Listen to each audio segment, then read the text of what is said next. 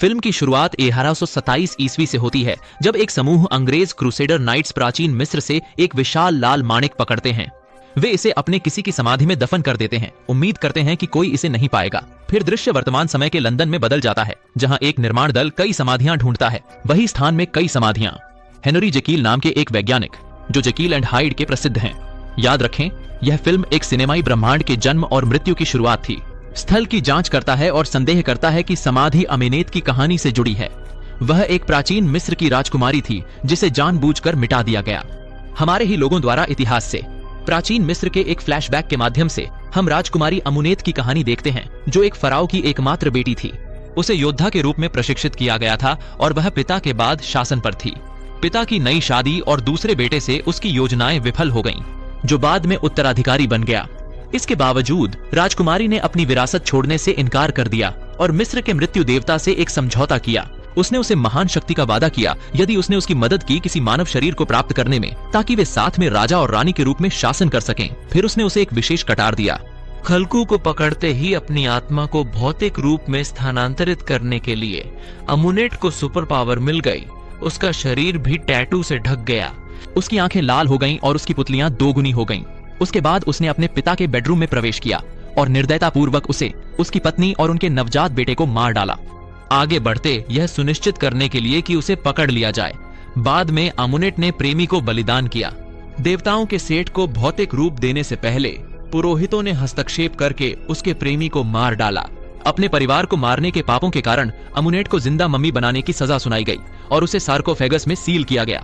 फिर उसे मेसोपोटामिया में दफन कर दिया गया, एक मकबरे में भरा हुआ पारा, ताकि उसकी बुरी आत्मा कभी बाहर न निकल सके।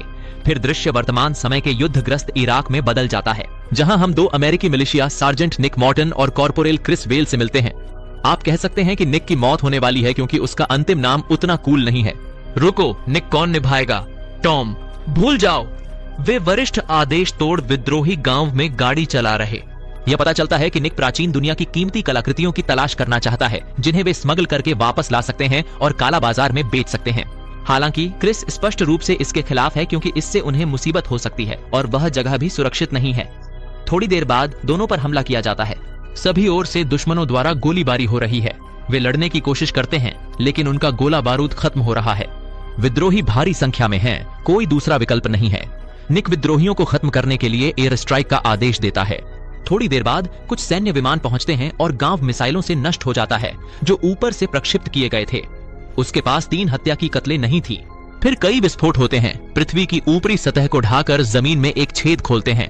निक और क्रिस उसमें खिंच जाते हैं और वे चौंकाने वाली ढंग से वहां एक विशाल सार्कोफेगस खोजते हैं, जो वास्तव में अमुनेत की कब्र है। चूंकि कलाकृति है, चुराने के लिए बहुत भारी, यह जोड़ी अपने कमांडिंग अधिकारी कर्नल ग्रीनवे को उनकी खोज के बारे में सूचित करती है। थोड़ी देर बाद ग्रीनवे मूल्यवान को खोजने के लिए कई सैनिकों के साथ पहुंचते हैं, जो खोजते हैं। उनके साथ एक ब्रिटिश पुरातत्वविद हैं, जेनी हेल्सी, जो उसे देखते ही निक को थप्पड़ मार देती हैं। पता चलता है कि दोनों ने कुछ दिन पहले बगदाद में एक रात साथ बिताई थी। निक ने अपने आप को टी बैग डैडी का नाम दिया। बहुत गर्मी थी। वह सोते समय जगह का नक्शा चुराकर चोरी से निकल गई। बाद में निक, क्रिस और जेनी टॉर्च लेकर अंदर जाने के लिए आगे बढ़े। जांच के लिए वे उस डरावने छेद में जाते हैं। वहां पहुंचकर स्फिंक्स द्वारा संरक्षित कब्र का पता लगाते हैं। अजीब बात यह है कि स्फिंक्स बाहर की ओर देखने के बजाय अंदर की ओर मुड़े हुए हैं और कई जंजीरें सरकोफे को नीचे दबा रही हैं। जेनी ने खोज को जांचा और महसूस किया कि सामग्री करोड़ों की कीमत की है। जैसे ही वे आगे खोजते हैं, उन्हें हर जगह पर पारा बहता हुआ दिखाई देता है। फिर जेनी ने प्राचीन मिस्र की पौराणिक कथाओं में पारा को राक्षसों की शक्ति को कमजोर करने वाला माना जाता है।